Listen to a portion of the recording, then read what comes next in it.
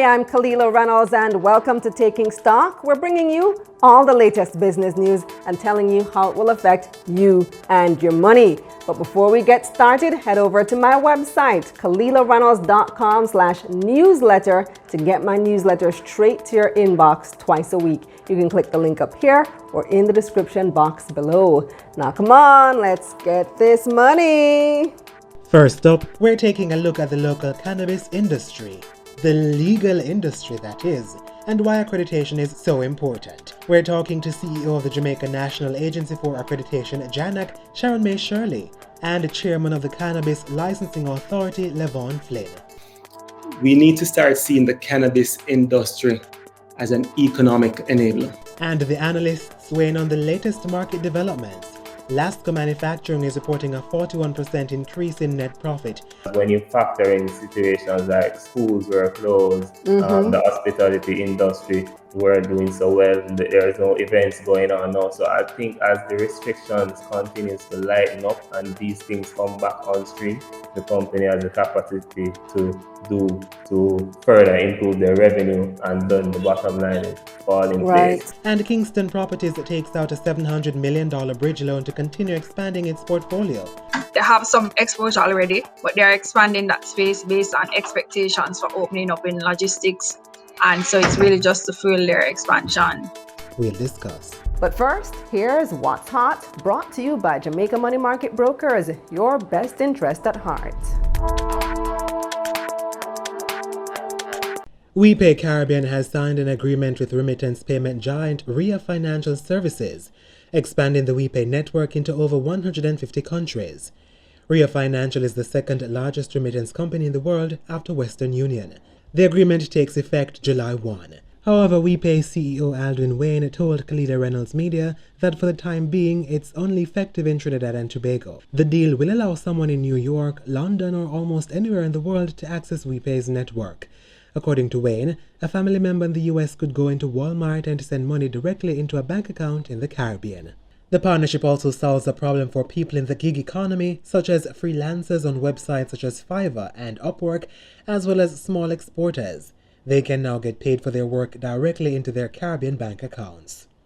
The service does not require a WePay account in order to receive the funds. The Planning Institute of Jamaica PIOJ estimates that the economy will grow between 7% and 9% for the current quarter ending June.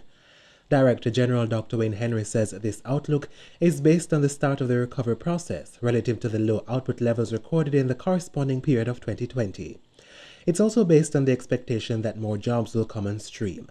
However, Dr. Henry says the projected growth will also be dependent on the relaxation of some COVID-19 containment measures. Between January and March, the economy contracted by almost 6%, largely due to COVID-19.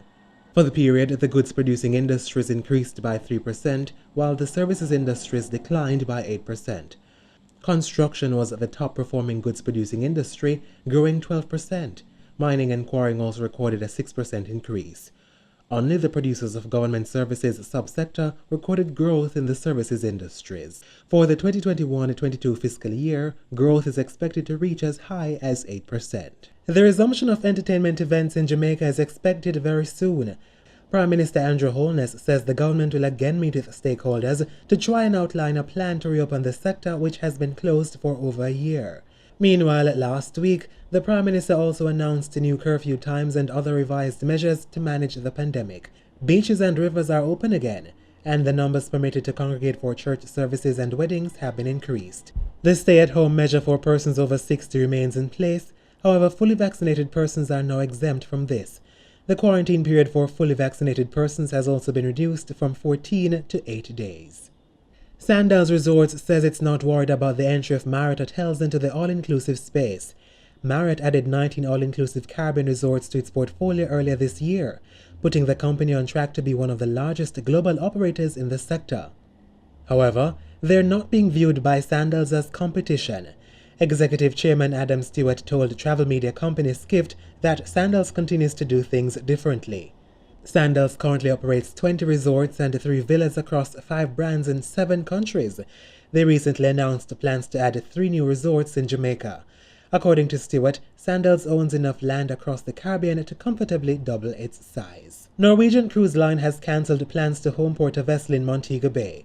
Speaking on Taking Stock recently, Tourism Minister Edmund Bartlett said that the country was preparing to host the Norwegian Joy come August. The arrangement was made in April when a U.S. summer restart of cruise tourism seemed likely. The cruise line has released a revamped deployment schedule as it continues to plan for its U.S. homeport restart instead. Cruise shipping in the U.S. could now start as early as July.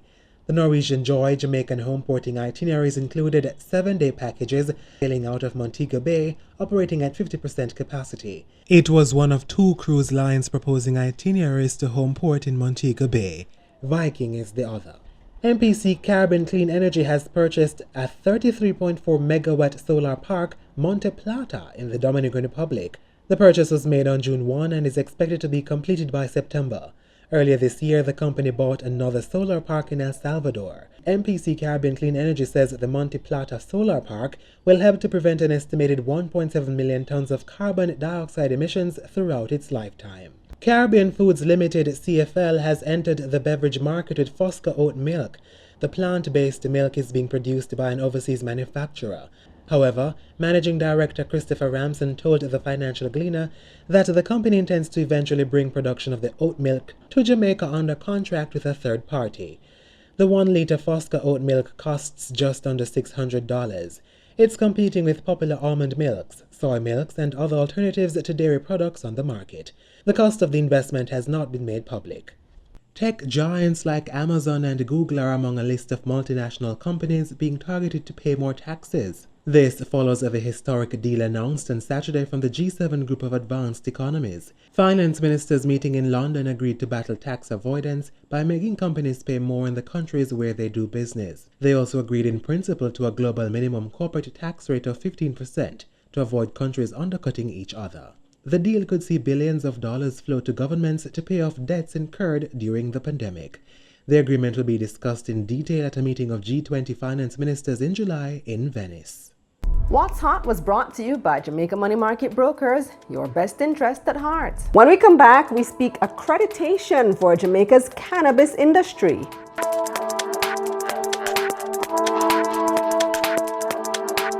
Hey moneymakers, you're not an official part of the family until you have your merch. Visit KalilahReynolds.com/store to order your t-shirt and your mask today.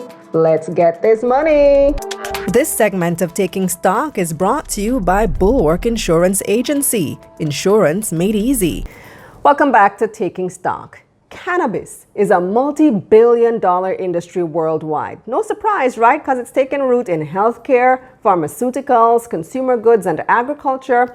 But tight regulations and restrictions surrounding Jamaica's legal cannabis industry has actually forced some local farmers to close shop, placing costs of up to 10 times the unregulated price on patients who rely on marijuana for medicinal purposes.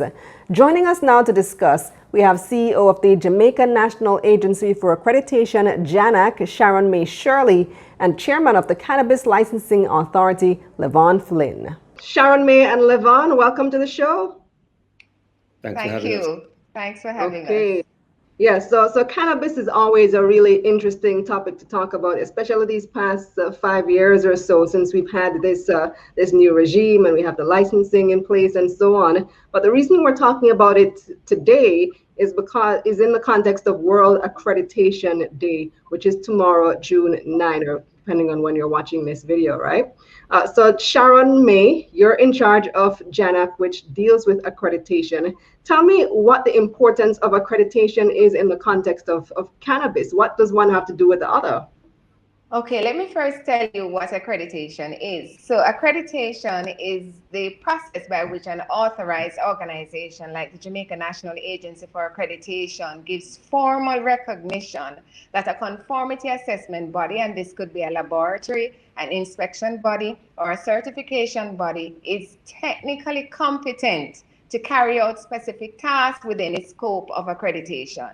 So in this case, we're speaking about the cannabis industry, and accreditation will provide the level of assurance to this industry that the contents of the products that are produced, whether they are produced for medicinal or recreational use, that they are fit for purpose. Accreditation will safeguard the consumers by minimizing the risk to their health. And of course, it provides the credibility to defend the producers against litigation. So who needs to be accredited? Is it the growers, the manufacturers, the distributors? Where does it come in? At what stage? All right, so accreditation impacts both the growers, because when we accredit, for example, an inspection body that would go out and inspect the farms, the marijuana farms, then inspection is applicable to the growing stage. But most persons would be familiar with inspection being associated with accreditation being associated with the testing laboratory, so the analytical phase. So when the product, whether it is a cannabinoid, it's an oil, whether it is a cream, it's a gel, it's a tablet, whether it is something that is going to be inhaled, that product would have specific constituents. It would have, you'd be checking for the CBC or the THC content. You'd be checking to see if there are any pesticide or fungicide residues in the product. You want to see if there are any other kind of adulterants like microbiological contaminants. So the lab would now test the product. So it is before distribution that the analytical phase will be most relevant, as well as when there are studies that are being done to determine the specific type of product that the manufacturer would want to produce. So at the research and development stage, accreditation would be very important. So LeVaughn, is this already mandatory? It is at some levels. So for example, in 2019, we formed a partnership with the Bureau of Standards of Jamaica to develop a series of standards as it relates to the cultivation of cannabis, the testing of cannabis, so things to check for the water level. So if there's too much water in the plant, it produces an excess, or it's more susceptible to producing mold, which is a no-no when it comes to cannabis. So there are already things in place. There are already standards in place for the cannabis industry. What I would like to sort of contextualize accreditation as it relates to the industry on a whole is that we need to start seeing the cannabis industry as an economic enabler. So there are a series of countries around the world that are legalizing cannabis, and social equity is a big motivator for that. But the big underlying reason for nations pushing towards legalized cannabis, along with also public pressure, but the major underlying catalyst is the economic enabler that the cannabis industry can become. So I'll give you a quick example. California is the biggest cannabis market in the world. And between 2018 and 2020, they collected over $1 billion in taxes.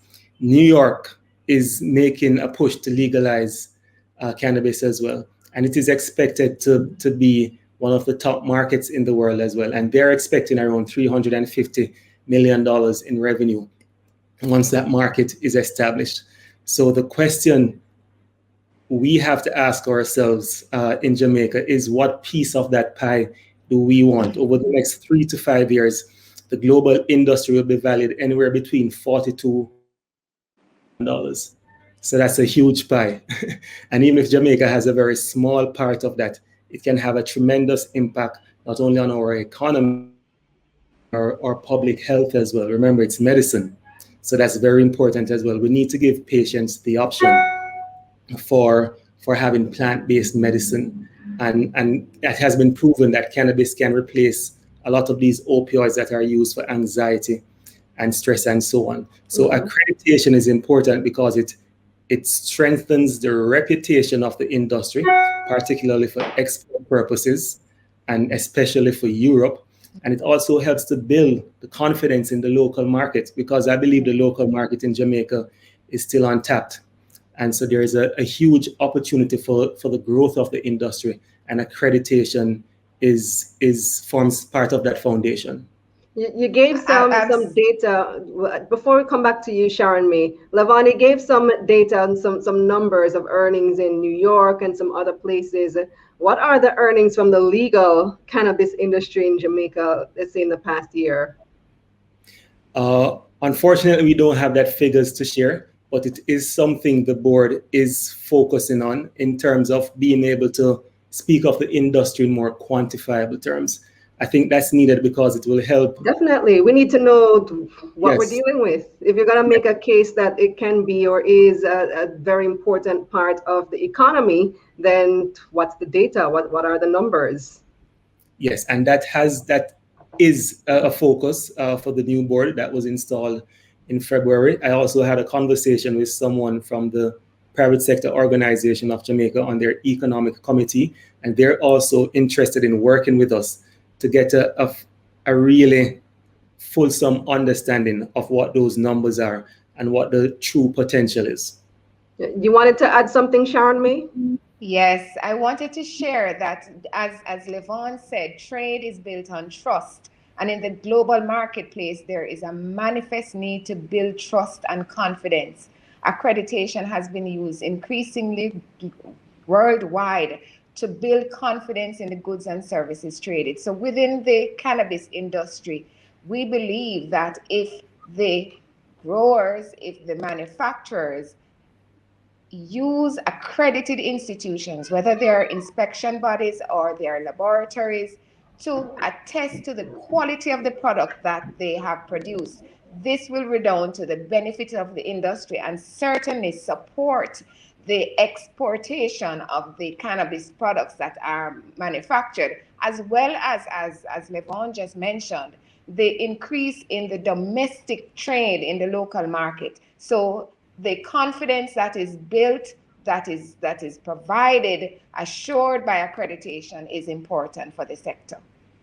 You know, LeVaughn, we talk a lot about exporting and the importance to the economy, but the last time I spoke to anyone from CLA or anyone in the industry, there was still this big issue regarding banking, both locally and internationally. There are many banks that still have reservations about doing business with cannabis companies, with anyone engaged in that business. Is that still a big issue, a big hurdle to overcome? What progress has been made there? The number one challenge facing the industry. We did receive some good news in April, however, that the U.S. House of Representatives approved the Safe Banking Act. And the Safe Banking Act essentially would allow banks to participate in the cannabis industry. That, along with the MORE Act, which is focused on legalizing cannabis at the federal level in the US. It's legalized and decriminalized in many states, but at the federal level, it is still illegal. So those two acts, once they are approved and signed off by President Joe Biden, that will completely change the landscape of the global cannabis industry. That would then give local banks who do corresponding banking with banks in the US, that would essentially give them the permission to start participating in the industry, offering loans, investing in the industry, and being a true facilitator of growth. So everything is really tied to the US regulations. Yes, that was, so we need to be prepared for when those regulations actually do change, which brings us back to accreditation and standards. Yes. So Sharonmae, have you found that there is a problem with standards in Jamaica in this industry, that there's no consistency? Is this an actual issue? Well, because standards are voluntary, there is not a mandatory requirement for persons to utilize the standards that exist. So until we establish a regime where we have mandatory requirements that must be met in terms of specific concentrations of different products, whether it is in the cannabis industry or in any industry, it means that we are waiting on those persons who are so impressed because they recognize the benefit of accreditation to become involved in the industry. So right now, it is a voluntary process, and we are in our ministry and through JANAAC trying to get some regulations in place to support at least the mandatory acceptance of accreditation within some sectors of our in the society. What does it cost to become accredited? It varies. The cost is dependent on the scope of accreditation. So if you have a simple scope, it could range from anywhere between 1,000 US to 5,000 US if you have a complicated scope. So it depends on what you are seeking to accredit. We have found that a number of laboratories have a model where they initially accredit some tests within their scope of their laboratory, and then over the years, year on year, they add additional tests. But it is not something that is onerous. We have a payment process in place, payment plan in place to encourage our stakeholders, and we work along with the industry. JANAAC is not an entity that is focused on profits. We charge the direct costs, but we are not an entity that is focused on profitability in the sense that we are going to be overcharging the industry to make a profit. We are here to build the national quality infrastructure. And in building the national quality infrastructure, we recognize that some of our services, though very valuable, and if someone were to seek these services internationally, because JANAAC is an internationally recognized accreditation body, it would cost them significantly. But we have taken a decision at our council level that we are going to introduce these services to encourage participation and to encourage the build out of our national quality infrastructure. So the reason I asked that question, LeVaughn, you probably see where I'm going with this, is the farmers in particular have complained that the licensing process is already onerous because you have to pay for the security and you have to have all these requirements in place in order to be eligible for the license, and you have to pay for the license. Now you're telling me you want us to pay for accreditation too. How accessible is not necessarily accreditation, but being able to get a license if you are a ganja grower today? Well, the industry is very accessible, but we have heard the requests, particularly from the small farmers, and the CLA has responded. We have drafting instructions for what we call a cultivator's transitional permit. And that permit is specifically geared at, as it says, transitioning the small farmer from the illicit market to the licit market by reducing the barriers to entry. And those are two main things. The cost, so the cost will be 50% less, the fees will be 50% less to enter the industry under the transitional permit. And the infrastructure requirement, the fencing, the CCTV allocation, that will also be curtailed as well to fall in a price bracket that's more accessible for the transitional farmer. So that is an ongoing process. The regulations, rather the drafting instructions, are currently being reviewed by the legal team at the ministry, and then that process will continue once they have completed. I'd love to also touch on one other thing that Ms. Shirley mentioned earlier about. Just before you do that, so when does that come into effect? It's difficult for me to give you a timeline because the processes of drafting regulations are so tedious and so interrelated with all the different agencies and ministries that I'd be disingenuous if I gave you a specific time. But I would say that we are about 50 to 60% along the process of having that cultivator's transitional permit ready. And the point that you wanted to add? Oh yes, just to the point Ms. Shirley made about the voluntarism around being accredited. So what we've realized is that the licensees within the industry that have clear objectives and are set on what they want to do have gone out and achieved the necessary accreditation. So, for example, we have several licensees that have a processing lab that, in order for them to export to a market such as Europe, has to have what they call an EU GMP, good manufacturing practices, and the European standard. So we do have licensees that have attained different forms of accreditation. The good thing is that JANAAC now offers, I could perhaps say, another layer or another option or another alternative in achieving that internationally recognized accreditation to help grow the industry and build the confidence in the products, in the environment that the products are created, and to build consumer confidence. You wanted to jump in there, Ms. Shirley? Yes, I wanted to add that the cost for accreditation is not borne by the farmers themselves. They are using the service of an accredited inspection body, or they are using the services of an accredited lab.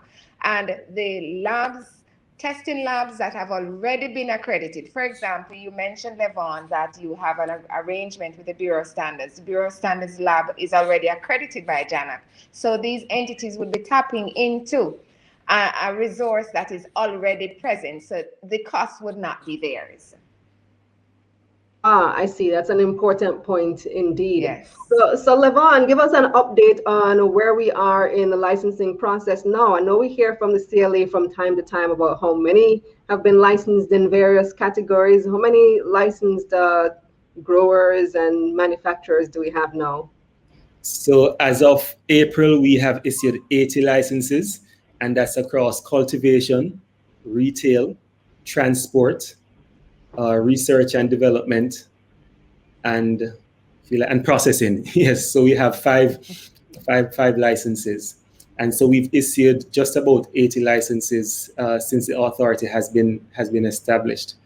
And in terms of what we call conditional licenses, we have about 300, I believe is the latest figure. And the reason why we have such a large person stuck at the conditional licensing stage, as you alluded to earlier, is tied in with the limitations in banking and financing.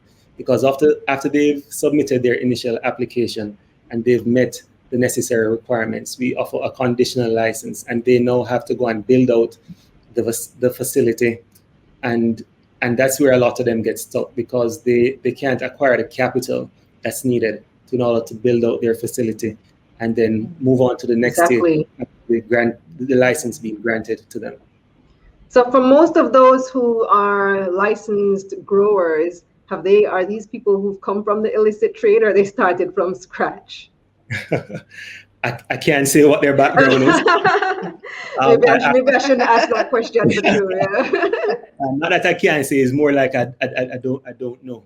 Oh. But one thing we have put in place to protect the industry and ensure that it remains wholly owned or majority owned by Jamaicans, that the regulations stipulate that more than 50% of any company, any licensee, must be owned by Jamaicans. So the ratio that we see a lot of companies using is 51% owned by Jamaicans and 49% owned by international investors. And that will remain in place because we want to ensure that Jamaicans are positioned and have an equal opportunity to own a part of this industry. Jamaica is the only country in the world that has such a strong, what I call a ganja culture. So when you think of Jamaica, you think of a ganja culture that's clearly identified with the links through reggae and through Rastafari. And that's something we need to, as a nation, as a country, that is the unique value proposition that Jamaica offers to the global cannabis industry. It's not replicable by any other nation. So, and as I like to say, brand equity in every other industry translates to profits. So we need to wholly own it and maximize on it. And in order to achieve that, we need to update the regulations that govern the industry. The amendments to the Dangerous Drug Act was very useful in establishing the industry and the authority in 2015.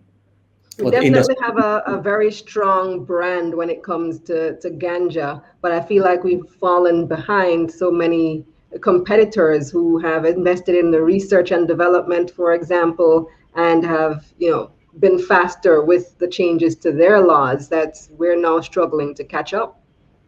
Yes, it is something we do need to prioritize. And what that law looks like, I like to call it a Cannabis Industry Development Act. And it is a law that will build on the strong regulatory foundation that the DDA has established. But frankly, we need laws that are more commercially focused. The Cannabis Licensing Authority is under the Ministry of Industry, Investment and Commerce for a specific reason. It's an industry to be grown and to contribute to economic development. So we need regulations that support that objective. Well, thank you so much, LeVaughn and Sharonmae. All the best. Thank you very much for having us. This segment of Taking Stock was brought to you by Bulwark Insurance Agency. Insurance made easy. Time now for your market recap, brought to you by Sagicor Investments. Think wealth, think Sagicor Investments.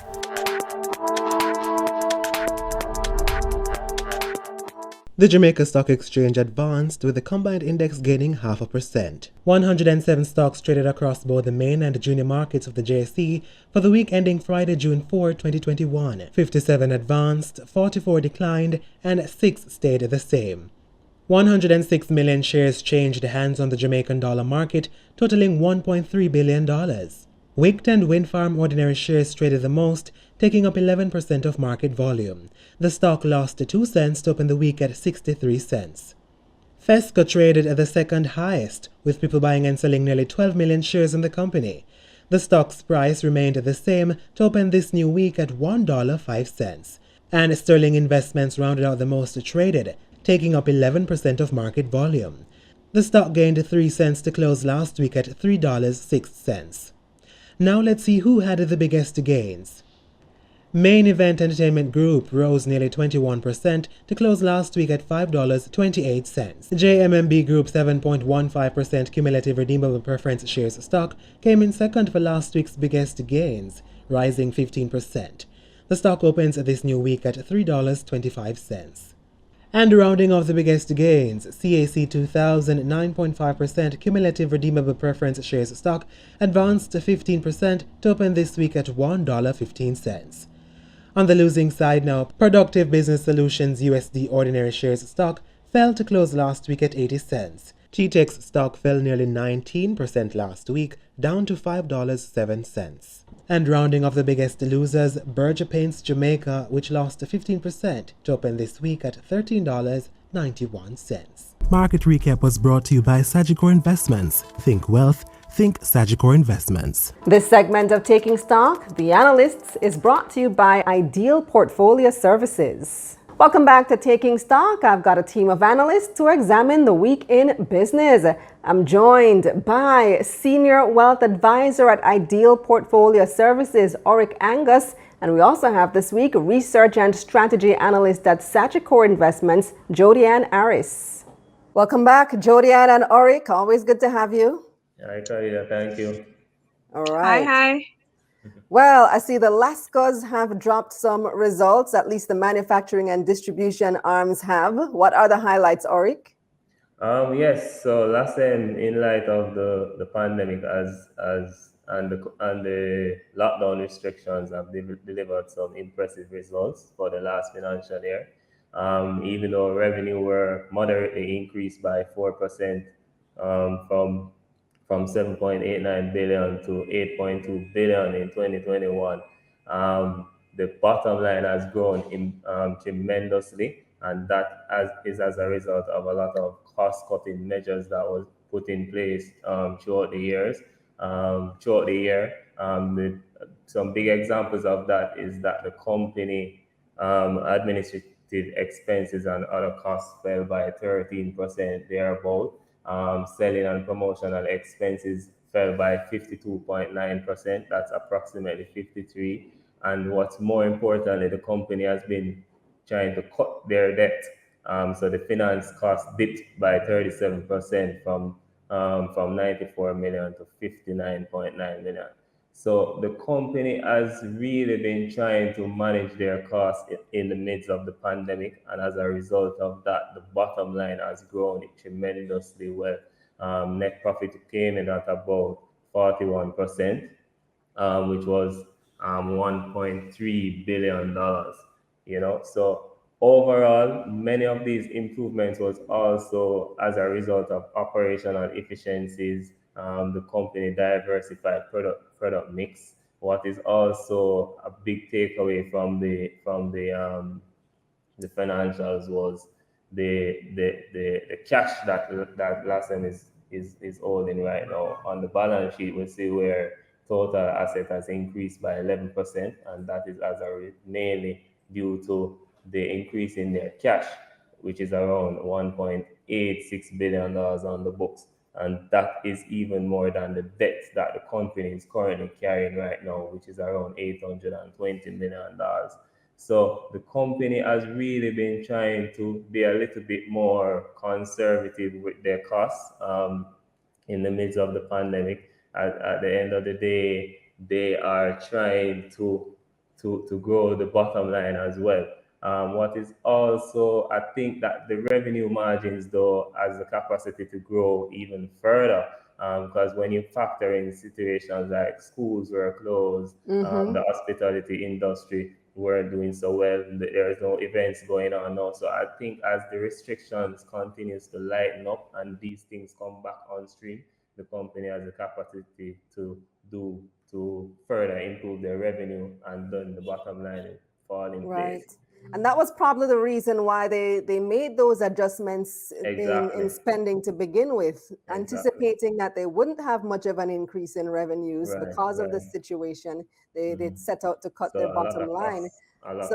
Sorry, not to cut the bottom line, to cut expenses. So Jodianne, as it relates to Last D, so they've also had good results. Their net profits are also up 25%, not as much as Last M. Is it that they didn't do as much cutting there at Last D, the distribution side? Not quite. I think part of it with Last D is would have been in the movement. When you look at the distribution, is the movement of products. So I think from their end, they may have had impacts in terms of other costs that would have had an issue for them that would not have been seen in a Last M.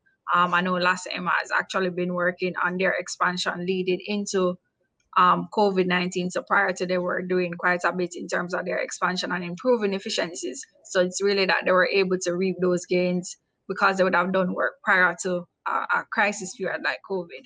I think on the end of Last D, they may not have had those initiatives in place, and as such, it wouldn't have been as quick a pickup for them as it was for Last M. Anything you wanted to add on Last D, Oric? Yeah, I mean, I think the company mainly throughout the group have been trying to cut costs. Obviously, most of the revenue that Last D gains comes from Last M. So, and there's similar management structure. So we do expect a similar pattern when you look at the financials in terms of revenue and cost cutting. Obviously, a little bit thinner on the bottom line on this side, where you have to factor in as well that taxation is also up because the company tax break would have ended last year around November on the JAC, so they are now paying higher taxes. So that is affecting the bottom line a little bit more so than before. So, and then when based on an article that I came across recently, well, this morning to be honest, I see where they're also planning to expand the distribution warehouse and pharmaceutical division. So I think overall within the group, everything looks good, and the prospects for growth and improvements in the current financial year looks promising. So tell me something. Does Last D only distribute stuff that Last M makes, or they distribute other things too? They have other third-party companies that they distribute for as well, especially within the pharmaceutical division. Okay. Yeah, but the bulk of the business comes from Lasco Manufacturing. Let's move on to Kingston Properties. So they are now borrowing some money, $700 million in financing in a bridge loan supposed to be 13 months from VMill. What do they plan to do with these funds, Jodianne? Right. So I mean, it's a short-term financing option that they have taken on. and they're pretty much looking to expand their investment portfolio. So if you think of a real estate company, I mean, the more properties that they earn is the more revenue income that they can garner. And so part of it is really just expanding their footprint in terms of other areas. So I think they're looking in terms of logistics spaces, are going more into industrial space. A little bit, they have some exposure already, but they're expanding that space based on expectations for opening up in logistics. And so it's really just to fuel their expansion works that they have planned. And what areas what type of properties are they looking at? Have they said? They would have pointed to expanding in terms of industrials, which is just really linking to providing more logistics space. They also mentioned that they're doing more greenfield, which is that you typically tend to speak about greenfield and brownfield. And brownfield is where it is that you acquire existing property and you transform it or existing lease, whereas for greenfield, you're looking at new, starting from scratch. So you're building buildings or a structure to facilitate something new. And so they're looking into more greenfield projects or supporting more of those. So they could be seeing Kingston Properties doing some actual building from their own, from ground up. So that could be one thing that we'll be looking to see from them. They would have done some acquisitions in late 2020, because recall that they did a rights issue, I think in 2019. And so they would have had some funds, and those were invested in 2020. And so we're seeing an uptick in terms of their March quarter results. We're seeing an uptick in rental income. And that is based on the fact that those companies that they would have acquired in 2020, they are now earning from those, as well as just an uptick in rental prices. Now, Oric, real estate seems to be a hot sector in 2021. Surprise, surprise. A lot of people thought that real estate would tank due to COVID, but nope, it's been resilient and then some. What are the prospects for Kingston Properties? I mean, the demand is very strong. I think the company has a very diversified real estate portfolio. As Jody mentioned before, they're looking into more industrial real estate as the e-commerce sector industry continues to expand. You find that a lot of companies are trying to find warehouse spaces, storage spaces where they can use to build out the industry more. So I think that's the space that they're more gearing towards now. It will be a massive diversification measure on the book, seeing that over the past couple of years, most REITs have been focused on commercial and residential properties. So I think that is a good mix to add to the portfolio, and I think that's where they're looking at right now. So if you look at, it's a global thing with the e-commerce industry, that space is being built out tremendously. Yeah. Let's look at the overall economy. So the PIOJ has released its forecast for what period of time was it, Jodianne? They're forecasting a 5.7% decline in the economy. For January to March 2021. January to March, yeah. Is that in line with what was expected? So for January to March, what they're saying is that, we're still reeling from some of the effects of the pandemic, and we're still seeing, the tight restrictions that would have held in March of this year, based on the fact that we had some rise in COVID cases, and as such that would still impact on the performance of the economy in this quarter. And we're comparing to last year, 2020, when it is that we'd have only had 1 month of COVID impact. So there's still expected to be some decline. But on the good news, though, is that, it's not as bad as it has been over the past 3 quarters since COVID. So if you compare to December quarter, it was like 8.5% decline, or 10 point something decline, 10.6 decline in September 2020. And we're seeing that, that is slowly, the rate of decline is getting a little bit slower. And so that's good news. And at 5.7 decline is not growth, but it's still good news. It could have been much worse. It's less of a decline than we've seen in previous quarters, like you pointed out. So yes, an improvement, or heading back eventually up to where we normally were in the zero range. Oh boy! But what they're projecting is that we'll have about 8% growth in 2021, 2022. So let's see if that materializes. Of course, compared to a year like 2020, the subsequent year ought to look pretty good. Yeah. you're comparing against a low base. Right. You're comparing to a low base, so increase that you see may not be, not back at pre-pandemic levels. So even though we may grow next year or this year, at big numbers that we have never really seen before, it's really comparison to a low base. But I think one thing I want to point out though is that construction really has been a big star for the economy. I think for the January to March quarter, they're projecting an increase of around 12%. And that's really been the big star. We've seen construction has been doing well during the pandemic. I think as we spoke about Kingston Properties, you really see where that area, that industry has great potential, and it's really expanding during a period when you thought it wouldn't. And so most of the indicators for construction have been up, mortgages have been up, housing starts have been up, cement production has been up. And so that sector is looking and good. That's because the government hasn't even started their road projects yet. Well, they started the new toll road to Mandeville. I noticed that has started, but the St. James, the Montego Bay bypass hasn't started yet, and some other projects that they have in the works.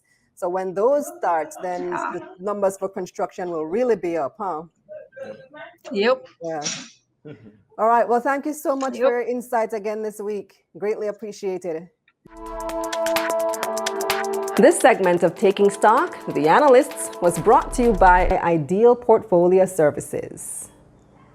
That's our show for this week. Thanks for watching. Make sure you like this video, subscribe to this channel, and share with a friend. Also subscribe to our newsletter at KalilahReynolds.com/newsletter and turn on those post notifications so that you can be the first to see all my other features. We want to help people learn more about money so we can all get this money together. Now this week on Money Mondays JA, I'll tell you how you can invest in real estate without a lot of money. On Money Moves JA, how do you know what your business is worth? Kevin Valley from Become Investable will give us some tips on valuing your business. Follow me on Instagram and Twitter at Kalilah Ray, and follow at Taking Stock JA on Instagram. If you want to connect with the analysts this week, check the description box below for their contact information. Also visit our website, KalilahReynolds.com, for financial information you can use however you like it. Watch, listen, or read. Now tell a friend about Taking Stock. Why? Because investing is the new sexy. So let's make it cool to talk about money. I'm Kalilah Reynolds. Stay safe. Let's get this money.